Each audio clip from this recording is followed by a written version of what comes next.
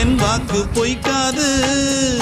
நான் ஏரிக்கர மேலிருந்து 8 தேச பார்த்திருந்து ஏங்கி ஏங்கி காத்திருந்தேன் காணல. மணி 7 8 ஆன பின்னும் ஊரடங்கி போன பின்னும் சோறு தண்ணி வேணும் இன்னு தோணல. என் தெம்மாங்கு பாட்டை கேட்டு தென்காத்து ஓடி வந்து தூதாக போக வேணும் அக்கறையில. நான் உண்டான ஆசைகளை சொல்லாம பூட்டி வச்சு உள்ளார வாடுறேனே இக்கரையில. நான் ஏரிக்கர மேலிருந்து 8 தேச பார்த்திருந்து